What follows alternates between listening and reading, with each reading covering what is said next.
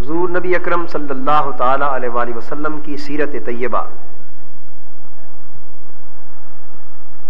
ایک ایسا موضوع ہے کہ جس کا احاطہ سوائے اللہ کے کسی کے بس کی بات نہیں۔ وجہ اس کی یہ ہے کہ احاطہ کسی شے کا وہی شخص کر سکتا ہے، وہی ہستی کر سکتی ہے جو اس سے زیادہ وسیع ہو اور اس کی نظر اور اس کا ادراک اتنا جامع ہو کہ وہ اس کے تمام پہلوؤں پر محیط ہو سکے۔ حضور نبی اکرم صلی اللہ تعالی علیہ وآلہ وسلم کی شخصیت مقدسہ اور حضور کی سیرت طیبہ خود اس قدر جامع، اس قدر ہماگیر اور اس قدر آفاقی ہے کہ ساری کائنات اپنی جملہ وسعتوں کے ساتھ حضور علیہ الصلوۃ والسلام کی شخصیت اور سیرت کی وسعتوں کے سامنے یوں لگتی ہے جیسے جز کل کے سامنے ہوتا ہے، اور جز کے بس کی یہ بات نہیں کہ وہ اپنے کل کا احاطہ کر سکے۔ اس لیے ہم جب بھی حضور کی بات کرتے ہیں ہم اسے ذکر رسول کہتے ہیں کہ ہم رسول صلی اللہ علیہ وآلہ وسلم کا ذکر کر رہے ہیں۔ ہم یہ نہیں کہتے کہ ذکر بلند کر رہے ہیں، اس لیے کہ ہمیں حضور کے ذکر کو بلند کرنے کا حق ہی کب حاصل ہے اور ہماری حیثیت ہی کیا ہے کہ اس ذکر کو بلند کر سکیں، بلکہ ہم تو حضور کے ذکر سے خود کو بلند کرتے ہیں۔ اور جب اللہ نبی کی بات کرتا ہے تو وہ محض ذکر نہیں کرتا بلکہ وہ ذکر رسول کو بلند کرتا ہے۔ اس لیے قرآن مجید میں فرمایا گیا وَرَفَعْنَا لَكَ ذِكْرَكَ، یہ نہیں فرمایا کہ محبوب صلی اللہ علیہ وآلہ وسلم ہم نے تیرا ذکر کیا ہے، یہ نہیں فرمایا، بلکہ فرمایا ہم نے تیرے لیے تیرے ذکر کو بلند کر دیا ہے۔ اس لیے کہ جن بلندیوں کا وہ مالک ہے ان بلندیوں کی گرد کو بھی مخلوق کا کوئی فرد چھو نہیں سکتا، لہذا وہ جب اپنے رسول کا ذکر کرتا ہے تو ذکر کو بلند کرتا ہے، اور ہم اپنے رسول کا ذکر کرتے ہیں تو اس ذکر سے خود کو بلند کرتے ہیں۔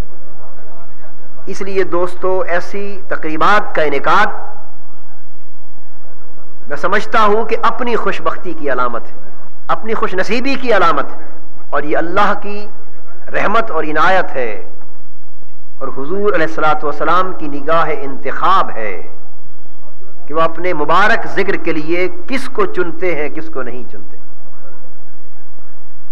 میں یہ عرض کر رہا تھا کہ حضور نبی اکرم صلی اللہ تعالی علیہ وآلہ وسلم کی سیرت طیبہ کے جملہ گوشوں اور جملہ پہلوؤں کا احاطہ کسی فرد بشر کے بس کی بات نہیں، بلکہ عالم خلق میں سے بھی کسی شخص کے بس کی بات نہیں۔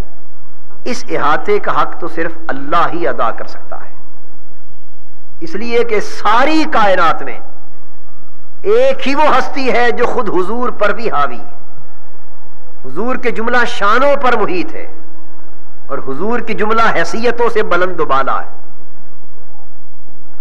اس لیے حق تو ذکر رسول کا وہیں سے ادا ہوگا۔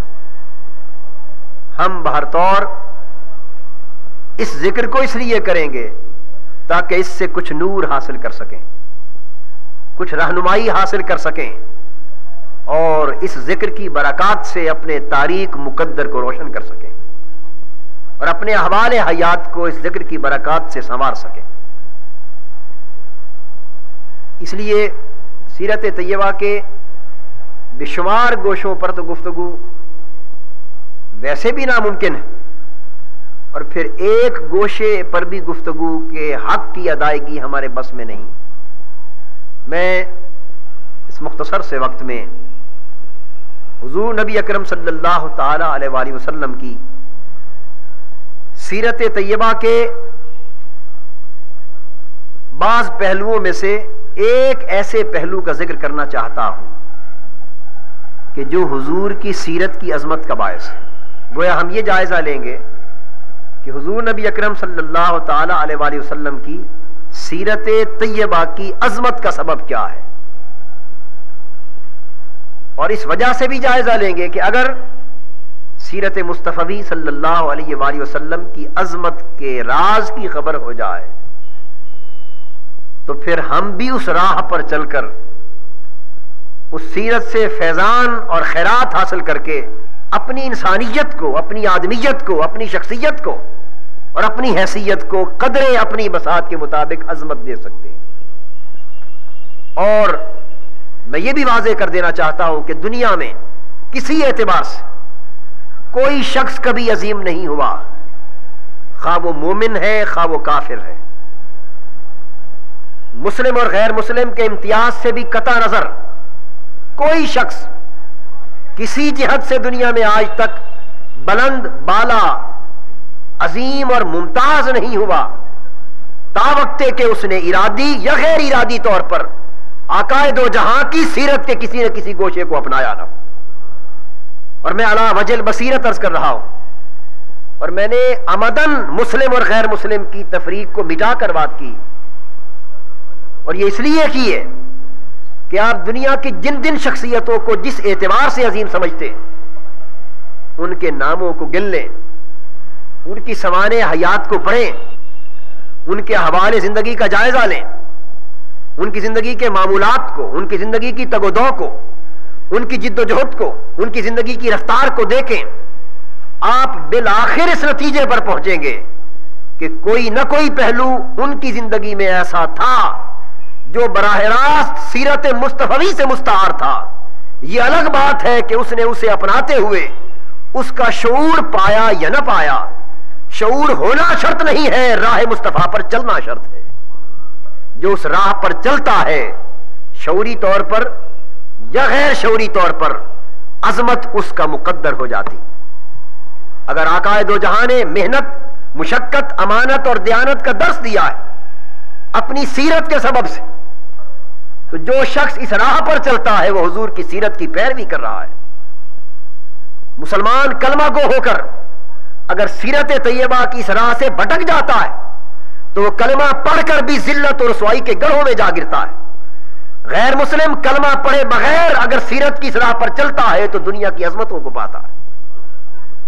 جب یہ راز سمجھ میں آ جاتا ہے تو پھر اس امر پر بحث کرنے کی گنجائش نہیں رہ جاتی کہ آج مسلمان کیوں ذلیل و رسوا ہیں اور عالم مغرب کی غیر مسلم اقوام کیوں بلندیوں پر فائز ہیں۔ بس اتنی بات کے سمجھ آ جانے سے عقدہ اس لیے حل ہو جاتا ہے کہ بلندی یہ یہودیت کے ذہن کی طرح کسی کی وراثت نہیں ہے۔ دنیا کی عزت یہ بنی اسرائیل کی اس فاسدانہ سوچ کی مانند کسی کی میراث نہیں ہے کہ وہ جو چاہے کرتا پھرے، لیکن چونکہ فلاں نسل سے ہے، فلاں قبیلے سے ہے، فلاں رنگ اور فلاں مذہب سے متعلق ہے، لہذا دنیا میں عزت بھی پائے۔ نہیں، اگر ایسا ہو تو یہ عدل کے خلاف ہے، اور اللہ پاک ہمیشہ عدل کے نظام کو دنیا میں قائم فرماتا ہے۔ وہ انسانوں پر ظلم نہیں کرتا۔ اس نے کچھ اصول عزت و ذلت کے وضع فرما دیے، اور ان اصولوں پر چل کر نبی اکرم صلی اللہ تعالی علیہ وآلہ وسلم نے انسانی عزت کو نقطہ کمال پر پہنچا دیا، اور ان اصولوں کو چھوڑنے والے کے لیے ذلت اور رسوائی کی اتھاہ گہرائیوں کی نشاندہی کر دی، اور میدان عالم انسانیت کے لیے کھلا چھوڑ دیا، امت مصطفی کو آگاہ کرتے ہوئے کہ الہمہا فجورہا و تقواہا۔ بس اے لوگوں، میرا کام تمہیں نیکی اور بدی کی راہ بتا دینا تھا، تمہیں خیر و شر میں امتیاز کر کے دکھا دینا تھا، تمہیں اچھائی اور برائی کا واضح فرق بتا دینا تھا، دونوں کے نتائج اور ثمرات سے آگاہ کر دینا تھا، اور یہ بتانا تھا کہ یہ میری راہ ہے، یہ شیطنت کی راہ ہے۔ اب میدان کھلا ہے، کلمہ پڑھ کے میری راہ پر آؤ یا کلمہ پڑھے بغیر میری راہ پر آؤ۔ جو بھی جس اعتبار سے بھی میرے نقش قدم پر چلے گا یہ اس سیرت کی برکت ہے کہ دنیا میں عزت کو پائے گا، اور جو کلمہ پڑھ کے بھی میری راہ کو چھوڑتا ہے یہ اس راہ کو چھوڑنے کا نتیجہ ہے کہ دنیا میں ذلت کو پائے گا۔ میں سمجھتا ہوں کہ اس سے بڑھ کر حضور علیہ الصلوۃ والسلام کی سیرت طیبہ کے فیصلہ کن ہونے کی حیثیت اور کیا ہو سکتی۔ اس لیے میں یہ عرض کر رہا ہوں کہ جس شخص کو جس جہت سے بھی عظمت ملی اس کی زندگی کی تفصیلات اور جزیات کو پڑھ کے دیکھ لیں، مجھ سے پوچھے بغیر آپ خود اس نتیجے پر پہنچیں گے اور کئی پہلوؤں کی نشاندہی کریں گے کہ یہ وہ پہلو ہیں جو آقا دو جہاں کی سیرت میں نظر آتے ہیں۔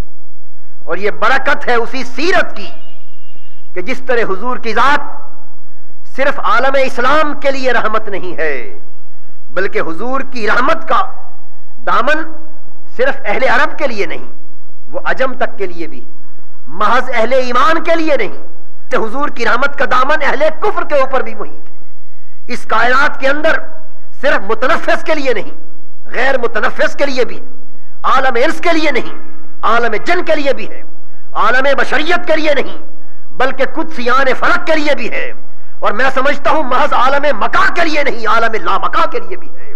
جو شخص جس حیثیت میں جہاں کہیں جس حال میں جس روپ میں آقا دو جہاں کی سیرت کی طرف ارادی یا غیر ارادی طور پر، شعوری یا لا شعوری طور پر متوجہ ہوتا ہے، رحمت مصطفی کی آفاقیت کا یہ تقاضا ہے کہ جو شخص آئے اس کو فیض نصیب ہو، اس کو عزت نصیب ہو۔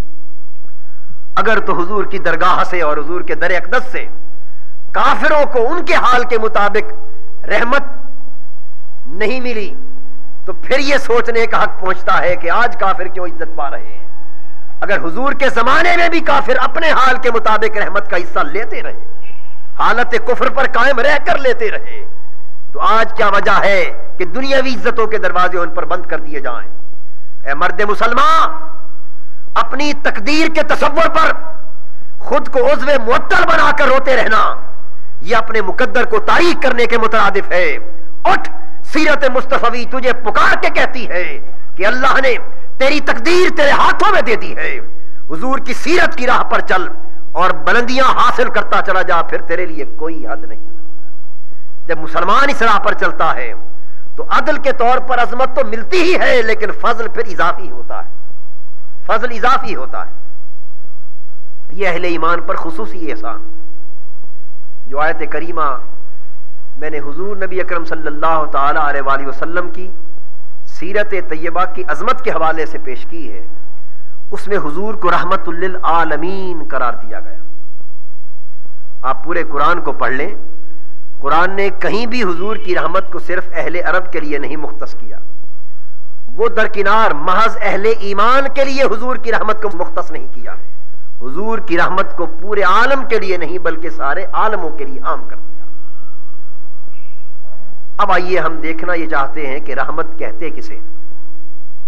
اس آیت کریمہ پر اور حضور کی رحمت مطلقہ پر گفتگو کے کئی پہلو، کئی جہتیں، لیکن میں ان میں سے صرف ایک گوشے پر کنسنٹریٹ کر رہا ہوں، وہ یہ کہ رحمت کسے کہتے؟ رحمت کی تعریف ہے الرحمت رقۃ تقتضی الاحسان الی المرحوم، رحمت دلوں کی وہ نرمی ہے جو یہ تقاضا کرتی ہے کہ ہر ضرورت مند پر احسان کیا جائے۔ یہ رحمت کا معنی عرض کر رہا ہوں۔ رحمت دل کی وہ نرمی ہے جس کے اندر، جس کی سرشت میں، جس کی نیچر میں یہ تقاضا ہے کہ ہر ضرورت مند پر احسان کیا جائے۔ تو اگر ضرورت مند پر احسان کا تقاضا ہو تو پھر اس شخص کو صاحب رحمت کہا جائے گا، اور اگر کوئی شخص ضرورت مند ہو اور احسان سے محروم رہ جائے تو اس صاحب رحمت کو کم سے کم اس کے لیے رحمت نہیں کہا جائے۔ اب ضرورت ہر کسی کو ہے یا نہیں؟ کسی کو اپنے وجود میں آنے کے لیے ضرورت ہے، کسی کو اپنے باقی رہنے کے لیے ضرورت ہے، کسی کو اپنے کمال پر پہنچنے کے لیے ضرورت ہے۔ ہر شخص، ہر طبقہ، ہر ملک، ہر ملت، ہر گروہ اپنے اپنے حال میں ضرورت مند ہے۔ جب ہر کوئی ضرورت مند ہے اور حضور کی رحمت رحمت عامہ ہے، رحمت مطلقہ ہے، آفاقی رحمت، جس کا معنی یہ ہے کہ حضور کی رحمت اس امر کا تقاضا کرتی ہے کہ ہر ضرورت مند پر احسان کریں، ہر ضرورت مند پر احسان کریں۔ اور پھر حضور نبی اکرم صلی اللہ تعالی علیہ وآلہ وسلم کی امت دو طرح کی، اولاً روئے زمین پر بسنے والی ساری مخلوق، مسلم ہو یا غیر مسلم، یہ حضور کی امت دعوت ہے، یہ حضور کی امت دعوت، یہ حضور کی امت ہے دعوت کے حوالے سے، اور جو کلمہ پڑھ لیتے ہیں اہل اسلام وہ حضور کی امت ہے اجابت کے حوالے سے۔ کلمہ پڑھنے والی امت امت مسلمہ، یہ امت اجابت، یعنی حضور نے تو ہر ایک کو امت بنا دیا ہے دعوت دے کر، اب وہ خوش نصیب ہیں جنہوں نے اس دعوت کو قبول کر لیا، جب قبول کر لیا تو وہ امت اجابت ہو گئے۔ دوستو، جب ایک شخص دعوت دیتا ہے اور دعوت کے دائرے کو ایکسٹینڈ کر دیتا ہے تو اس دعوت کو قبول کرنا نہ کرنا اس سے تو اگلے شخص کا مقام متعین ہوگا، لیکن دعوت دینے والے کی دعوت کا تقاضا تو یہ ہے کہ وہ پرائمریلی بنیادی طور پر جہاں جہاں تک اس نے دعوت دی ہے وہاں وہاں تک اس کے لیے رحمت بھی ہو۔ اگر وہ رحمت کا دروازہ بند کر لے اور کہے کہ دعوت میری عام ہے تو اس کی دعوت کبھی عام نہیں ہو سکتی۔ دعوت عام تبھی ہے اگر وہاں تک اس کی رحمت کا دامن بھی وسیع۔ اس لیے حضور نبی اکرم صلی اللہ تعالی علیہ وآلہ وسلم کی رحمت کائنات کے ہر فرد پر احسان کر رہی ہے، اور احسان کا مفہوم یہ ہے کہ جو جس کا حق بنے اس سے زیادہ دیا جائے، جو جس کا حق بنے اس سے زیادہ دیا جائے، اور جو اپنا حق بنے اس سے کم لیا جائے، یہ احسان کا معنی ہے۔ اب ہم احسان کے معنی کی روشنی میں حضور کی رحمت کے مفہوم کو سمجھ لیں گے۔ رحمت کا تقاضا تھا کہ ہر ضرورت مند پر احسان ہو، اور احسان کا تقاضا ہے کہ اس کی ضرورت سے بھی بڑھ کر دیا جائے، اس کے حق سے بھی بڑھ کر دیا جائے۔ تو گویا رحمت مصطفی کا یہ معنی ہوا کہ حضور جدھر متوجہ ہوتے اس کی ضرورت کو تو پورا کرتے ہی ہیں، لیکن ضرورت سے بڑھ کر جولیاں بھر دیتے۔ سائل کے سوال میں اتنی وسعت نہیں ہوتی جتنی مصطفیٰ کی عطا میں وسعت ہوتی ہے، سائل کے دامن طلب میں اتنی وسعت نہیں ہوتی جتنی حضور کے خدمت جود و سخا میں ہوتی، سائل کی حاجتیں اتنی وسیع نہیں ہوتی جتنی حضور کی عنایتیں وسیع ہوتی۔ اس لیے وہ در ہیں جہاں سوالی سوال کرتے اور حسب ضرورت میسر نہیں آتا، یہ وہ در ہے کہ سوالی سوال کرتے ان کا سوال کم رہ جاتا ہے، عطا اس سے کہیں زیادہ بڑھ جاتی ہے۔ حضور کے احسان کا یہ عالم ہو تو پھر ہی اس کو رحمت عالم قرار دیا جا سکتا ہے۔ اب اس امر کی تصدیق ہم حدیث پاک سے چاہیں گے، حضور علیہ الصلوۃ والسلام کی سنت سے، سیرت سے عملاً چاہیں گے کہ جو مفہوم میں نے رحمت اور احسان کے تعلق میں عرض کیا کہ سائل کے سوال سے بھی بڑھ کر دے دینا، اس کے دامن طلب سے بھی زیادہ دے دینا، اس کی حاجت و ضرورت سے بھی بڑھ کر دے دینا، آیا اس امر کی تصدیق حضور کی سیرت سے ہوتی ہے یا نہیں؟ اگر حضور کی سیرت طیبہ سے اس امر کی تصدیق ہو جائے تو پھر نہ صرف یہ کہ ہم حضور کو رحمت للعالمین کہنے میں بطور مسلمان حق بجانب ہوئے، بلکہ پھر ہمیں اس طرف سوچنا پڑے گا کہ اگر سیرت مصطفی یہ ہے تو ہم کس مقام پر کھڑے، ہماری سیرت کیا ہے؟ صحیح مسلم میں روایت ہے، حضور کے ایک صحابی حضرت ربیعہ بن کعب رضی اللہ تعالیٰ عنہ، وہ فرماتے ہیں میں نے ایک رات حضور کی بارگاہ میں بسر کی اور شب بھر حضور کی خدمت کرتا رہا۔ وضو کی ضرورت تھی، پانی کی ضرورت تھی، جس جس شے کی ضرورت تھی میں نے پیش کی۔ حضور نبی اکرم صلی اللہ تعالی علیہ وآلہ وسلم میری خدمت پر اتنا خوش ہوئے، اور وہ چونکہ احسان کرنے والے محسن ہیں، اور محسن کی علامتوں میں سے یہ بھی ہوتا ہے کہ وہ کسی کی خدمت کو رائے گاہ نہیں جانے دیتا، کسی کی معمولی سی خدمت کو بھی بے نتیجہ نہیں جانے دیتا۔ حل جزاء الاحسان الا الاحسان، جو شخص احسان کرتا ہے اس کا بدلہ احسان سے چکاتا ہے۔ یہاں سے سیرت کا یہ پہلو بھی آشکار ہوتا۔ حضور نے فرمایا ربیعہ تیری خدمت پر میں آج اتنا خوش ہوا ہوں، اتیتہ بوضوئہ وحاجتہ فقال علی سل، میں نے حضور کی ضروریات جو رات کی تھیں انہیں پورا کیا، خدمت کی۔ حضور جو مجھ پر خوش ہوئے تو فرمانے لگے ربیعہ مانگ کیا دل میں آتا ہے، مانگ کیا مانگتا ہے۔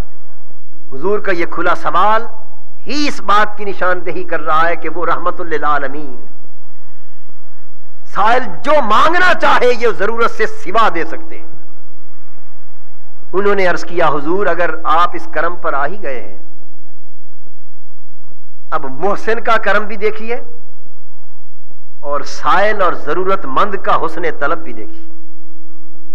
حضور اگر آپ دینے پر آ ہی گئے ہیں تو انی اسألک مرافقتک فی الجنہ، عرض کیا حضور پھر مجھے جس طرح آج حضور کے قدموں میں بیٹھا ہوں اور شب بھر آپ کی خدمت میں گزار کے نوکری کر رہا ہوں در رسول کی، آقا جنت میں بھی یہی خدمت عطا کر دیجیے۔ یہ سوال کیا، کتنا حسین سوال ہے۔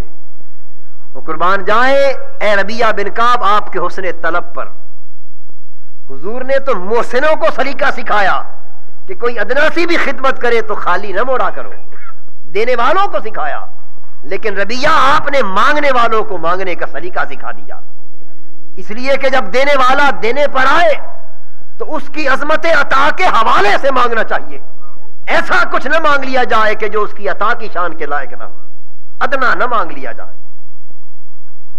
اگر ہم جیسا کوئی کوتا اندیش اور دنیا کی محبتوں میں ٹھوکرے کھانے والا دنیا کا کوئی کتا ہوتا تو خدا جانے وہاں مال و دولت کی کثرت کا سوال کر دیتا، دنیاوی جاہ و منصب کا سوال کر دیتا، جھوٹی شہرت و ناموری کا سوال کر دیتا، دنیا کے چھوٹے چھوٹے 2 ٹکے کے مفادات کا سوال کر دیتا، اور معلوم نہیں بعد میں اسی سبب سے اس کی عزت نفسی بک جاتی۔ یہ منحصر ہے ہر شخص کے اپنے دامن طلب پر، اس کے اپنے ضمیر کی وسعت پر۔ معمولی شے نہیں مانگی در رسول سے، اس لیے عرض کر رہا ہوں کہ جب در رسول پر جانا نصیب ہو، جب بارگاہ عزتی میں ہاتھ اٹھانا نصیب ہو، سب کچھ اللہ سے مانگیے، لیکن مانگنے سے پہلے یہ دیکھ لیا کریں کہ کس بارگاہ سے مانگ رہے ہیں، اس کی بارگاہ کی عظمت کے لائق سوال ہونا چاہیے۔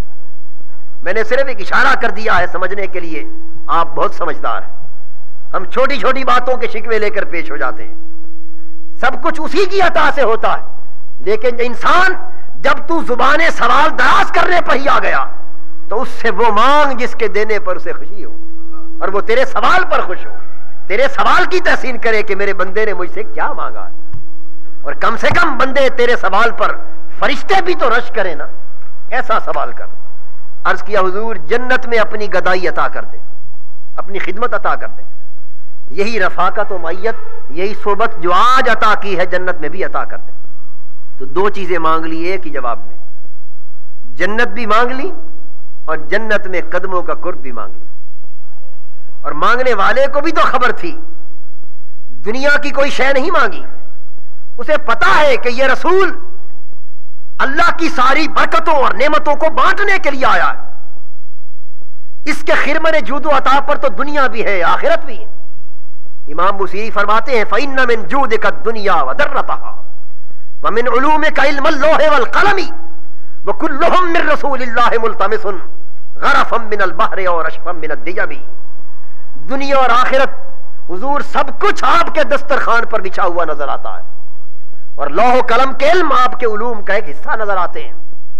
ہم تو کیا ہیں، انبیاء اور رسول کے سارے افراد دامن سوال پھیلا کر اپنی اپنی بساط کے مطابق تیرے در پر سوال کر رہے ہیں، مانگ رہے ہیں، جس کو جو کچھ مل رہا ہے تیرے در کے تصدق سے مل رہا ہے۔ اس لیے انہوں نے کہا کہ رسول کا ایسا فرمانا اس بات پر دلالت کرتا ہے کہ آج جو مانگیں گے مل جائے گا، اس لیے آخرت مانگی، اور آخرت میں بھی محض بلندی درجات نہیں، اور جنت میں حضور کی معیت مانگنے کا معنی یہ ہے کہ محض جنت بھی کوئی مقصود نہیں، جنت بھی اسی شرط پر قبول ہے کہ قدموں تک رسائی نصیب ہو جائے، جنت بھی اس شرط کے ساتھ کہ قدموں تک رسائی نصیب ہو جائے۔ گویا بالفاظ دیگر یہ بتا رہے ہیں کہ حضور کے قدموں کا قرب نہ ہو تو پھر جنت کا بھی کوئی مزہ نہیں ہے۔ اس پر حضور نے سن کر فرمایا اوا غیر ذالک، ربیہ بس یہی کچھ مانگنا ہے یا کچھ اور بھی مانگنا؟ بس یہی کچھ اور بھی مانگنا ہے تو مانگ لے۔ حضور نے بار بار پوچھا، انہوں نے عرض کیا ہوا ذاک یا رسول اللہ، حضور بس یہی کافی، سب کچھ خدا سے مانگ لیا، تجھ کو مانگ کر اٹھتے نہیں ہیں ہاتھ میرے اس دعا کے بعد۔ اگر حضور کے قدموں کا قرب نصیب ہو جائے تو اس کے بعد کوئی شے اس قابل نہیں کہ اس کا سوال کر سکو۔ اس پر حضور علیہ الصلوۃ والسلام نے فرمایا جو تو نے مانگا تجھے مل گیا. فَإِنِّي عَلَىٰ نَفْسِكَ بِكَثْرَةِ السُّجُودِ, میں نے تو تیرا سوال تجھے دے دیا, لیکن تو بھی تو اس نعمت کو سنبھالنے کے قابل بن, پر کثرت سے سجدے کیا کر, کثرت سے عبادت کیا کر, تاکہ کل جنت میں تجھے یہ مقام میرے قرب کا نصیب ہو. تیرے سوال کے عوض تو دیکھنے والے یہ تو نہ کہے کہ یہ تو اس قابل بھی نہ تھا, اس کو یہ مقام کس طرح مل سکا. کچھ دیکھنے والوں کا بھی منہ بند ہونا چاہیے. 2 سبق دے دیے کہ محسن کا کام یہ ہے کہ ضرورت مند پر احسان کرے, اور ضرورت مند کا کام یہ ہے کہ احسان کے لائق بھی تو خود کو بنائے. ہم نے اپنی زندگی کو ایک ڈگر پر ڈال لیا. ہم سوال پر آتے ہیں تو اپنے حقوق کو نظر انداز کر دیتے ہیں, مانگتے چلے جاتے ہیں, مانگتے چلے جاتے ہیں, اپنے فرائض سے صرف نظر کر کے. تصور یہ بن گیا ہے کہ بس ہم پر نوازشیں ہوتی چلی جائیں, پروموشنز ہوتی چلی جائیں, تنخواہیں بڑھتی چلی جائیں, مفادات حاصل ہوتے چلے جائیں, سب کچھ ملتا چلا جائے, بس ایک یہ بات نہ ہو, یہ پوچھنا نہ ہو کہ تم نے اپنی ڈیوٹی بھی نبھائی ہے یا نہیں, اپنا فرض بھی ادا کیا ہے یا نہیں, اپنی ذمہ داری کے ساتھ پورا وقت بھی لگاتے ہو یا نہیں, اپنی پوری صلاحیت کو بھی بروئے کار لاتے ہو یا نہیں. دوستو, یہ یکجہتی تصور زندگی کا ناقص تصور ہے, اسلام کے خلاف ہے.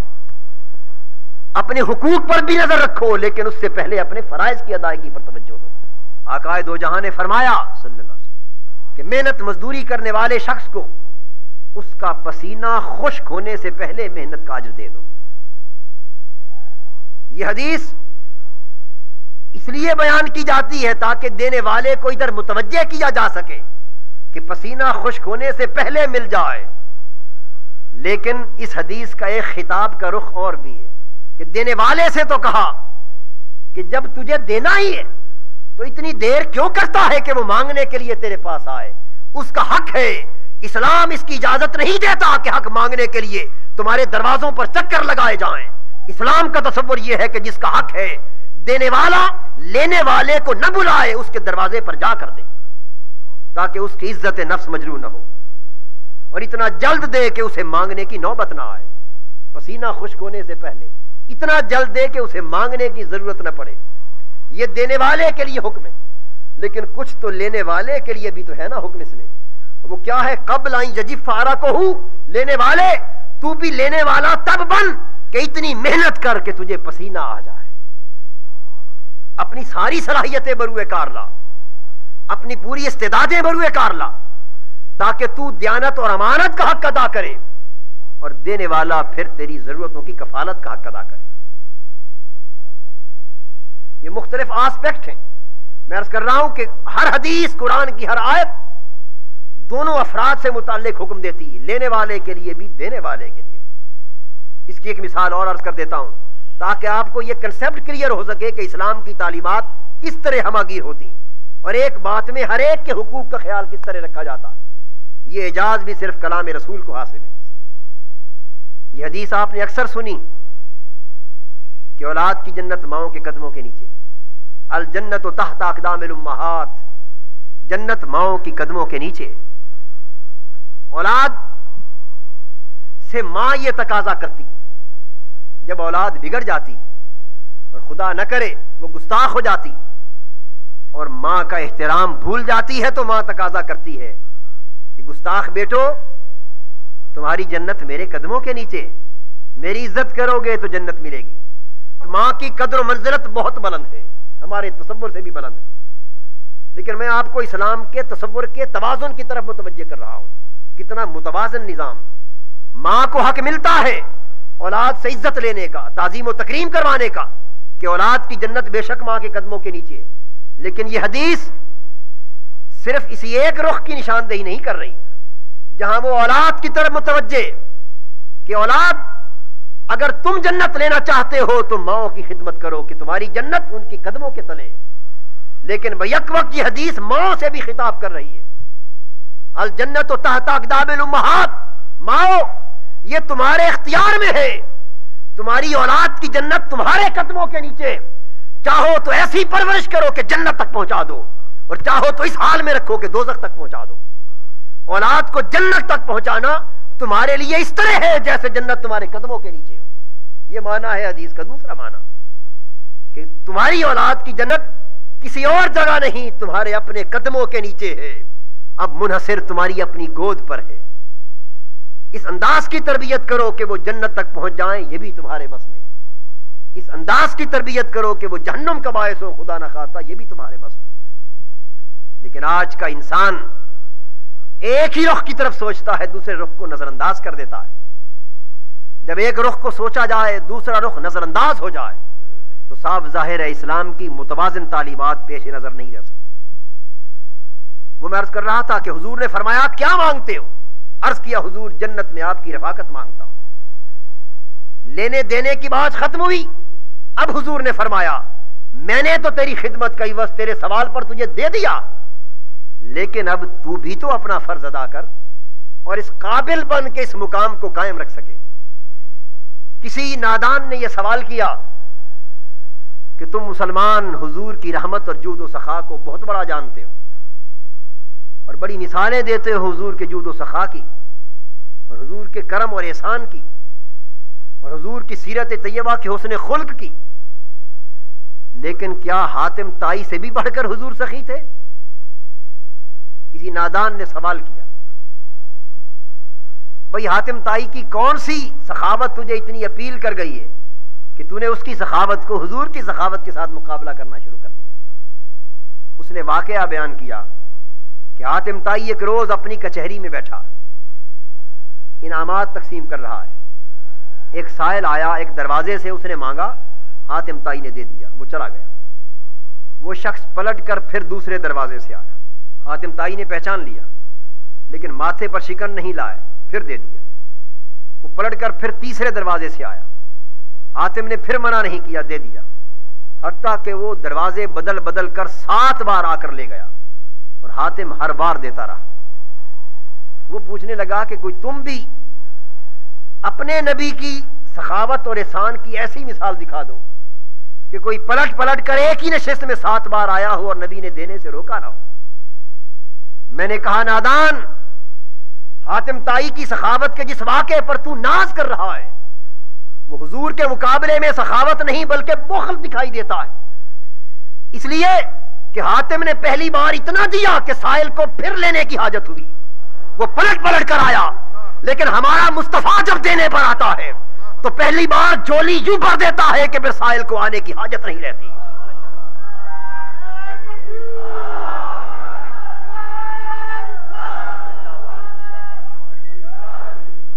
حاتم نے بار بار دیا اور اسے پھر لینے کی طلب ہوتی رہی.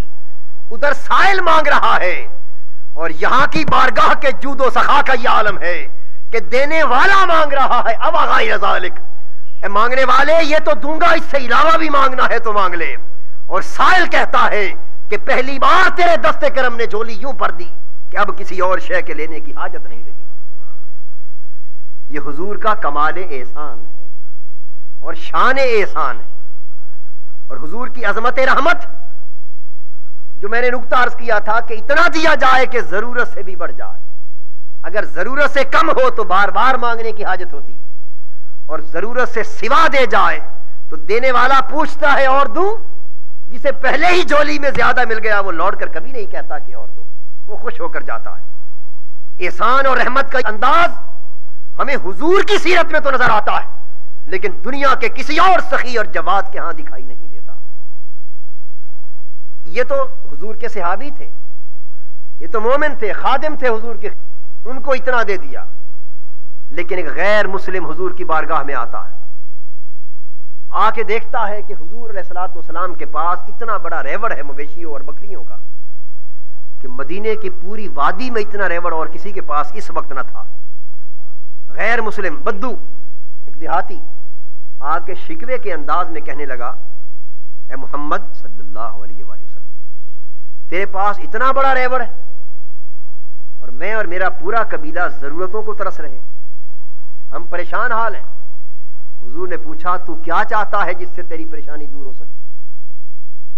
اس نے ایک امتحان کے طور پر سوال کر دیا, اور یہ اس کی نادانی کہ یہ تو وہ بارگاہ ہے جس میں کوئی سوال بھی حضور کی عظمت کے لیے امتحان نہیں ہو سکتا. اس نے کہہ دیا کہ یہ سارا کا سارا ریوڑ اگر مجھے سپرد کر دیں تو ہمارے قبیلے کا مسئلہ حل ہو جائے. حدیث پاک میں ہے حضور نے سارا ریوڑ وہیں کھڑے اسے عطا کر دیا, کچھ بچا کر نہیں رکھا. زبانی دعوت اور تبلیغ کی بھرمار نہیں کی ہے, پکڑ کے بٹھا کر اسے اس راہ پر آنے کے لیے مجبور نہیں کیا. اس نے مانگا, اس کی ضرورت سے سوا دے دیا. یہ کردار کی تبلیغ ہے, یہ رحمت و احسان کی تبلیغ ہے جس کو ہم فراموش کر چکے اور تبلیغ صرف زبان تک رہ گئی. دعوت و تبلیغ جب صرف زبانی کلامی ہو جاتی تو پھر ساری تاثیرات ختم ہو جاتی, اور جب تبلیغ زبان سے اتر کر کردار کا جز ہو جاتی تو پھر چلتا پھرتا انسان ایک تبلیغ دین ہوتا ہے. وہ جہاں بیٹھتا ہے وہاں لوگوں کے دلوں کی کائنات کو پلٹ دیتا ہے, جدھر تکتا ہے وہاں احوال حیات کو بدل دیتا ہے. کہ پھر اس کا کردار تبلیغ ہے, اس کا بولنا تبلیغ ہے, اس کا عمل تبلیغ ہے, اس کا مصافحہ تبلیغ ہے, اس کا چلنا پھرنا تبلیغ ہے. اسلام اس متحرک تبلیغ کا قائل, اس انقلابی تبلیغ کا قائل. اپنے قبیلے میں گیا اور آواز دیتا ہے قبیلے والوں کو, قبیلے والوں مجھے اللہ کی عزت کی قسم ایمان لے آؤ محمد پر صلی اللہ علیہ وسلم کہ وہ سچا رسول ہے. وہ اکٹھے ہو گئے, کہنے لگے بھئی کون سی نئی دلیل دیکھ کر آئے ہو کہ ہمیں دعوت اسلام دے رہے ہو تم, کیا بات؟ اس نے کہا میں نے زندگی میں ہزاروں سخی دیکھے, بڑے محسن اور بڑے کریم دیکھے, لیکن خدا کی قسم اتنا سخی آج تک کوئی نہیں دیکھا جو سب کچھ لٹا دے اور اپنی ضرورت کا مڑ کے دیکھے بھی نہ کہ کچھ بچا یا نہ بچا.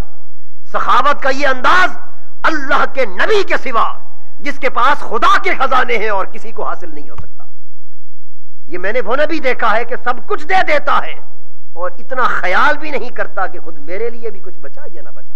یہ آئیڈیل بیہیویئر, یہ ماڈل صاف ظاہر ہے ہر شخص اس میں یار پر نہ پورا اتر سکتا ہے, بلکہ کوئی شخص بھی کلیتاً اس میں یار پر پورا نہیں اتر سکتا.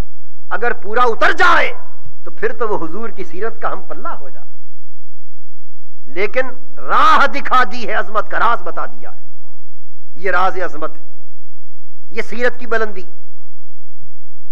حضور نبی اکرم صلی اللہ تعالی علیہ وآلہ وسلم کی خدمت اقدس امام ترمذی فرماتے, میں ایک ہی نقطے کو مختلف سیرت کی انسٹینسز کے ذریعے ایلیبوریٹ کر رہا ہوں. 90,000 درہم یا دوسری روایت کے مطابق 70,000 درہم ہدیتاً پیش کیے گئے حضور کی بارگاہ میں. آپ نے وہیں بیٹھے ان کو زمین پر انڈیل دیا. فرمایا صحابہ کو کہ جاؤ مدینے کی گلیوں میں آواز دو کہ جو ضرورت مند ہیں وہ آ کر اپنی اپنی ضرورت کے لیے لے جائیں. 90,000 درہم موٹی موٹی زبان میں آج کی کرنسی میں یوں کہہ لیجئے 1,00,000 روپیہ ہے. 1,00,000 روپیہ وہیں زمین پر انڈیل دیا. چند لمحوں میں ضرورت مندوں کا ایک ہجوم تھا اور چشم زدن میں 1,00,000 روپیہ تقسیم ہو چکے تھے, کچھ باقی نہ بچا. جب سب لوگ جا چکے ایک سائل آیا, اس نے بھی آ کے سوال کر دیا, عرض کیا آقا کچھ میری بھی گھر کی ضرورتیں مجھے بھی عطا. حضور مسکرا کر فرمانے لگے کہ بھولے تو دیر سے آیا ہے جب ہم سارا کچھ تقسیم کر چکے, کچھ پہلے آتا. لیکن قبل اس کے کہ اس کے دل میں مایوسی آئے ساتھ ہی فرما دیا لیکن تو ایسے دربار میں آیا ہے جہاں سے کوئی خالی نہیں لوٹتا. ابتع علیہ فاذا جاءنا شیء قضینا, جا بازار میں جس جس شے کی تجھے ضرورت ہے میرے نام پر ادھار خرید لے, جب پیسے آئیں گے میں ادھار چکا دوں گا. تو احسان کا تصور یہ کہ اگر ظاہری دولت میں سے کچھ ہو تو وہی لٹا دیں اور بچا کر کچھ نہ رکھیں, اور اگر ظاہراً کچھ پاس نہ ہو تو ادھار اٹھا کر دے دیں. رئیس فدق حدیث پاک میں 4 اونٹ غلے کے اور مال و اسباب کے حضور کی بارگاہ میں بیچتا. بلال حضور علیہ الصلوۃ والسلام کے خازن تھے, فائنانس سیکریٹری تھے حضرت بلال. وہ خالی مؤذن ہی نہ تھے, وہ فائنانس سیکریٹری بھی تھے. اور یہ بھی لطف و کرم ہے اس بارگاہ کا کہ حبشے کے غلام کو یہودی کی غلامی سے نجات عطا کر کے اپنے دور حکومت میں اسلامی ریاست کا فائنانس سیکریٹری بنا دیا ہے. وہاں سفید اور کالے رنگوں کا امتیاز نہیں ہے، فصاحت و بلاغت کا یا تتلاتی ہوئی زبان کا امتیاز نہیں ہے، وہاں تو ہر ایک کے ظرف، اس کے اخلاص، اس کی صلاحیت کے مطابق کرم کیا جاتا۔ حضرت بلال نے تقسیم فرما دیے، سارا غلہ مال و اسباب تقسیم ہو گیا۔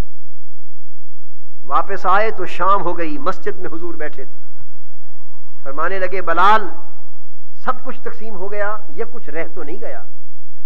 عرض کیا حضور سارا کچھ بانٹ چکا ہوں، چند درہم رہ گئے، صرف 6-7 درہم رہ گئے، یہ دوسری روایت کے مطابق 6-7 دینار رہ گئے۔ میں نے بہت ڈھونڈا، اس وقت کوئی سائل مدینے کی گلیوں میں باقی نہیں رہا، کوئی ضرورت مند اس شہر میں نہیں رہا جس کو دے سکوں، حضور کل دیں گے باقی۔ آقا فرمانے لگے بلال اگر یہ تقسیم اس وقت نہیں ہو سکتے تو میرے گھر جا کر کہہ دو کہ محمد صلی اللہ علیہ وسلم آج کی رات مسجد میں بسر کریں گے، کہ جب تک 7 دینار گھر میں ہیں وہ اپنے گھر میں نہیں آ سکتے۔ وہ رات مسجد میں بسر کی۔ اور حضرت عائشہ رضی اللہ تعالیٰ عنہ فرماتی کہ حضور اپنے مرض وصال میں آخری ایام میں ایک رات شب بھر بے قرار رہے، کروٹیں بدلتے رہے۔ صبح ہوئی، میں نے بے چینی کا سبب پوچھا، عرض کیا میرے ماں باپ آپ پر فدا ہوں حضور، ساری رات حضور آرام نہیں فرما سکے، کیا بات؟ فرمانے لگے عائشہ کل جو چاندی آئی تھی وہ تقسیم ہو گئی، کچھ بچ گئی اور رات آ گئی، میں ساری رات آرام کی نیند اس لیے نہیں سو سکا کہ اگر اس حالت میں اللہ کے حضور سے بلاوا آ گیا تو محمد کون سا چہرہ لے کر خدا کی بارگاہ میں جائے گا کہ گھر دولت چھوڑ کے آیا ہو۔ یہ کمال سیرت ہے جو انتہائے جود و سخا اور انتہائے رحمت و احسان کے طور پر حضور نے انسانیت کے سامنے پیش فرما دی، یہ اسوہ پیش فرما دی۔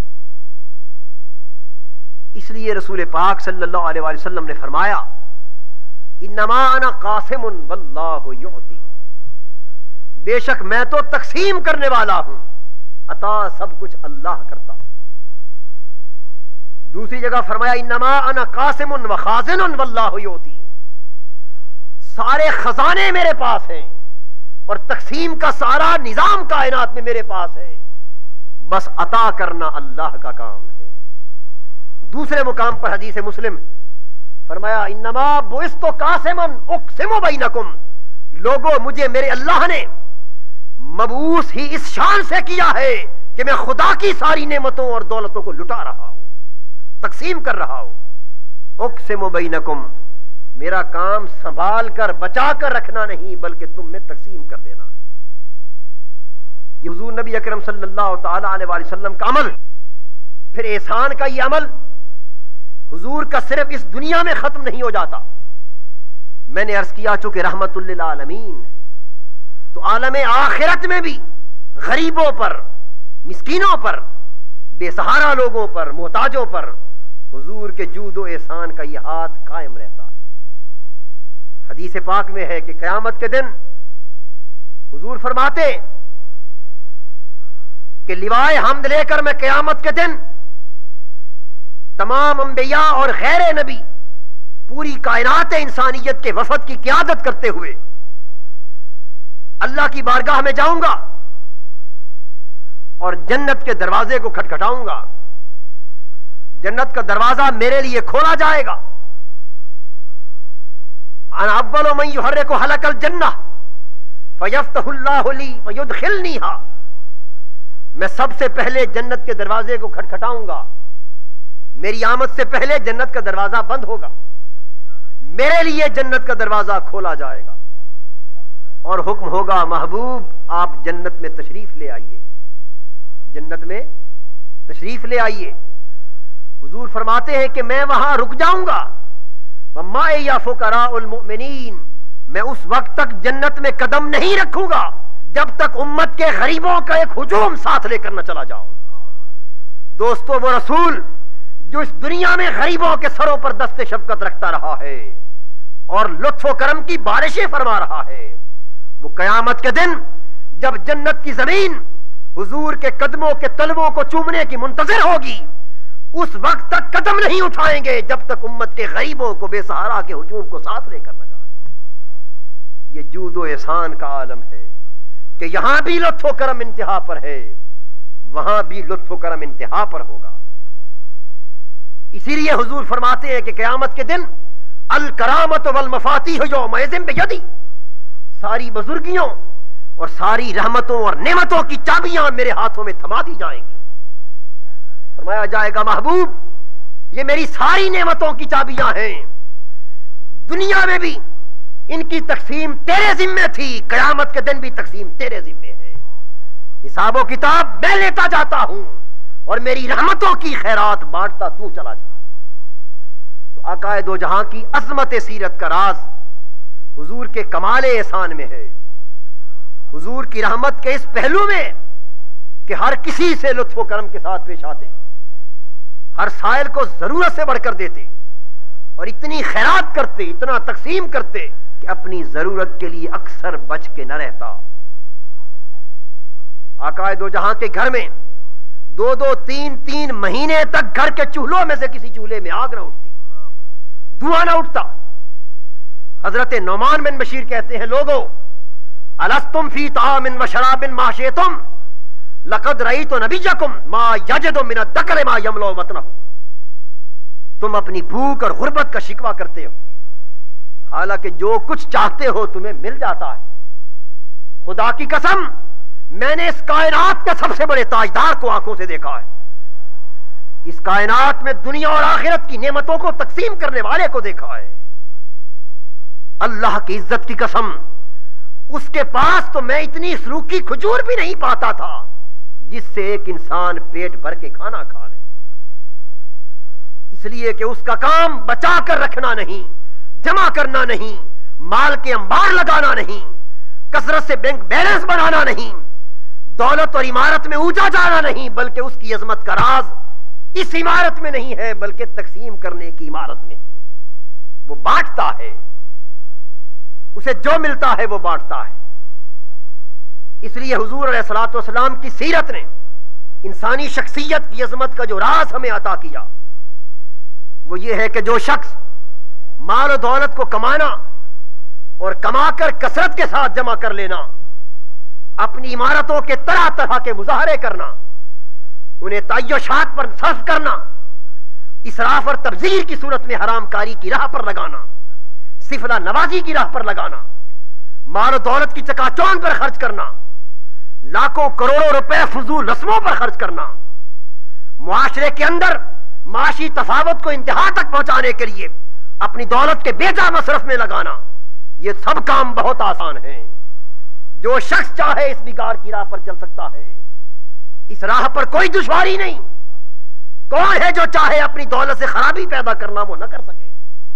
کون ہے جو چاہے دولت کے انبار لگانا اگر اس کے پاس دولت ہو تو نہ لگا سکے؟ یہ کام آسان ہے، اس سے سیرت نہیں بنتی۔ مشکل یہ ہے کہ آئے تب بھی لٹا دیا جائے، نہ آئے تب بھی لٹا دیا جائے۔ سیرت دوسروں پر خرچ کرنے سے بنتی ہے، دولت کو سمیٹ سمیٹ کر رکھنے سے نہیں بنتی۔ اس لیے قرآن نے کہا الذین یکنزون الذهب والفضة ولا ينفقونها فی سبیل اللہ فبشرهم بعذاب علیم، جو لوگ سونے چاندی اور دولت کے انبار جمع کر کے رکھتے ہیں انہیں دردناک عذاب دوزخ کی بشارت دے دیجئے۔ الذی جمع مالا وعددہ یحسب ان مالہ اخلدہ کلا لینبذن فی الحطمہ، وہ جو مال و دولت کو گن گن کر رکھتا ہے، مال کو معبود سمجھتا ہے، دولت کو عبادت کے لائق جانتا ہے، اس کا دل ہر گھڑی دولت کی دہلیز پر پوجا کر رہا ہے، اسے بتا دو کہ یہ دولت قیامت کے دن دوزخ کے عذاب سے تمہیں بچا نہیں سکتی۔ دولت کمانا ناجائز نہیں ہے، دولت کا صرف کرنا ناجائز نہیں ہے، ناجائز ان میں سے کچھ نہیں، ناجائز دولت سے محبت کرنا ہے، ناجائز مال سے محبت کرنا ہے، اس کو معبود بنانا ہے، اس کے لیے زمین کو بیچنا ہے، اس کے لیے لوگوں کو تباہی میں جھونک دینا ہے۔ آقا دو جہاں کی سیرت کی عظمت کا راز یہ کہ وہ نبی جس کو اللہ نے فرمایا محبوب تو چاہے تو میں احد کے پہاڑ کو سونے کا بنا دوں، جہاں تو چلے یہ سونے کا پہاڑ تیرے قدموں کے ساتھ ساتھ جاتا پھرے۔ لیکن حضور علیہ الصلوۃ والسلام نے فرمایا کہ اگر احد کا پہاڑ سونا بھی بن جائے تو خدا کی قسم تیسرے صبح کا سورج طلوع نہ ہوگا، اس میں سے ایک پائی میرے پاس بچ کے نہ رہے گی۔ میں اس نقطے کی طرف آپ کو متوجہ کرنا چاہتا ہوں کہ سیرت کی عظمت مال و دولت کے انبار لگانے میں نہیں ہے، بلکہ اختیاراً فقر اور فاقہ کر کے لوگوں پر خرچ کرنے میں ہے، لوگوں کی ضرورتوں کی کفالت کرنے میں ہے، دکھیوں کے دکھوں کا مداوا کرنے میں ہے، ضرورت مندوں کی ضرورت کی کفالت کرنے میں ہے۔ یہ سیرت کی عظمت کا راز ہے۔ اس لیے آقا دو جہاں نے فاقے کیے، مسلسل روزے کیے اور فقر کو اختیاری طور پر اپنایا، اور یہ فقر جو اختیاری طور پر اپنایا یہ اس قدر عظیم فقر تھا کہ حضور کے صحابہ اور اہل بیت میں سے اور امت میں سے جس نے بھی اس راہ پر چل کے دیکھا، اس راہ فقر پر چل کے دیکھا، اس راہ استغنا پر چل کر دیکھا، اس تقسیم خیرات کے انداز پر چل کر دیکھا، اسے بھی حضور کی سیرت کی برکت سے عظمت مل گئی۔ امام حسن مجتبیٰ کے گھر 3 دن کے لیے فاقہ آ گیا۔ ابن عساکر عظیم محدث سے بیان کرتے ان کی خادمہ کو دکھ ہوا کہ 3 دن سے فاقہ ہے خانوادہ نبوت میں۔ اس کے پاس چاندی کی ڈلی تھی، لے کے حاضر ہو گئی، عرض کیا حضرت 3 دن سے حضور کی اہل بیت کا فاقہ ہے، میں دیکھ نہیں سکتی، اسے بیچ کر کچھ سامان خود و نوش خرید لیں تاکہ میں بھی اس کام میں آ جاؤں۔ ابن عساکر بیان کرتے ہیں کہ امام عالی مقام جلال میں آ گئے، کھڑے ہو گئے، ایک قدم مارا، گھر کی ساری زمین سونا کر دی، فرمایا فضا تو یہ سمجھتی ہے کہ خانوادہ نبوت کسی مجبوری کی حالت میں فاقہ کر رہے ہیں؟ خدا کی قسم چاہے تو ساری زمین سونا کر دیں، لیکن نانے کی سنت کو زندہ رکھنے کا تقاضا یہ ہے۔ دوستو میں بار بار عرض کر رہا ہوں،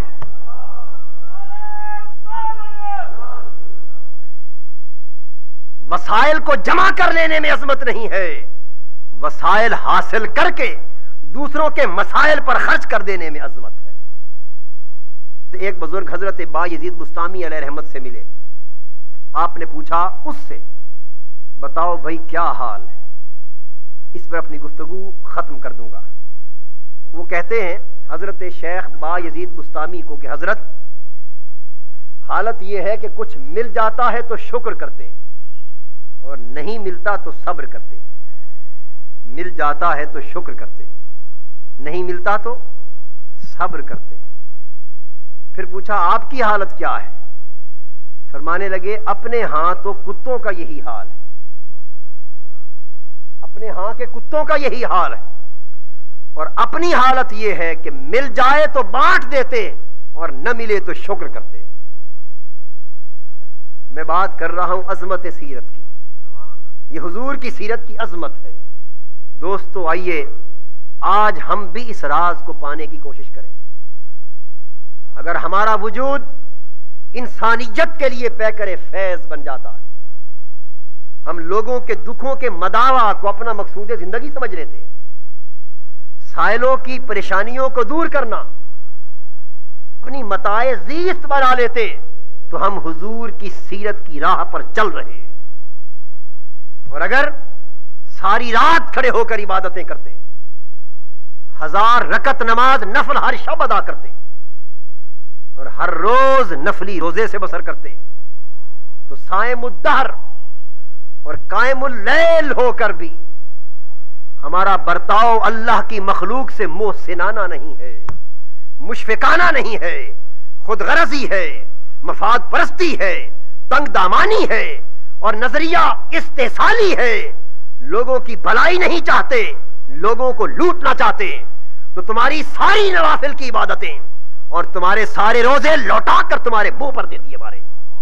خدا کی ذات کو تمہارے ایسے سجدوں کی حاجت نہیں، ایسے روزوں کی حاجت نہیں کہ تمہاری عمر بھر کی ایسی عبادتوں سے اللہ کی ربوبیت میں کوئی اضافہ نہیں ہوتا۔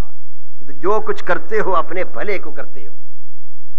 وہ ذات کہتی ہے کہ میرے سامنے سر تسلیم خم کرنے والے ان نمازوں نے کیا تجھے وہ دل عطا کر دیا کہ تم وہ میرے بندوں کے لیے دھڑکا کرے، میری پریشان مخلوق کے لیے دھڑکا کرے؟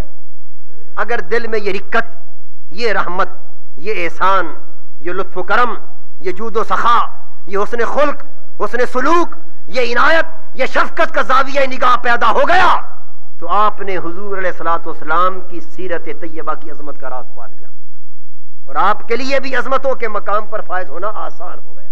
اور اگر راہ خود غرضی مفاد پرستی کی رہی تو آپ جو چاہیں کریں، حضور کی سیرت سے دور ہیں۔ اللہ پاک ہمیں حضور نبی اکرم صلی اللہ تعالی علیہ وآلہ وسلم کی سیرت طیبہ سے حقیقی وابستگی کی توفیق عطا فرمائے، اور ہمارے ظاہر و باطن کو منافقت اور ریاکاری سے بچاتے ہوئے سیرت نبوی کی صحیح راہوں پر گامزن کر دے۔ اللہ پاک ہمارے دامنوں کو اس حقیقی دولت سے مالا مال فرمائے۔ وما علینا الا البلاغ۔